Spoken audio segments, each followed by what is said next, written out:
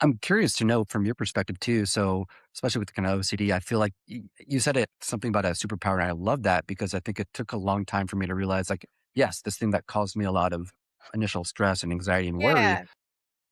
certain things I can like lose myself in. So I feel like it's easy to enter certain flow states, maybe a little easier than others might, and I can build routines and habits really quickly.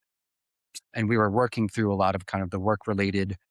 I've never really felt like a sense of purpose or direction. And she introduced me to this form of therapy called ACT. I think it's acceptance commitment therapy. And long story short, it's basically saying a lot of highly motivated, very driven people have like a very like goal oriented mindset. So like, I'm going to run a Yes. marathon. I have to do that. Like it's kind of very extreme black or white. Like I do it or I don't.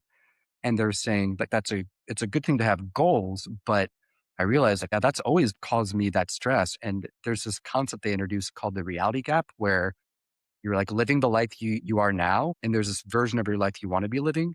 And the wider that gap, they call it the reality gap, the more stress and anxiety you feel. I'm like, oh my God, that is me since I graduated college. And Yeah, wow, love that. yeah, right.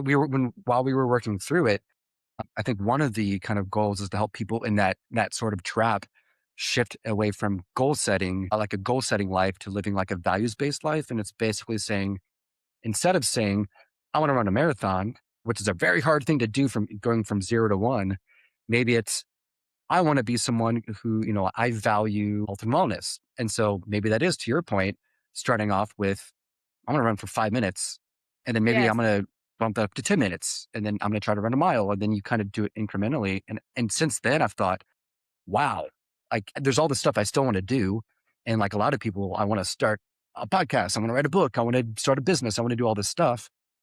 But at the end of the day, I know my biggest core value is shared experience. Like no matter what I do in life, I want to share it with someone else, whether it's like a friend, a partner, a business partner, anyone. And I realize like any experience in my life is becomes infinitely more enjoyable when I share with someone. So now I'm just trying to kind of fill my days doing those things and sharing these things and things like this also, and connecting with people versus saying, like, I got to do this thing. And if I don't do this thing, I'm a failure, and like beating myself up over it.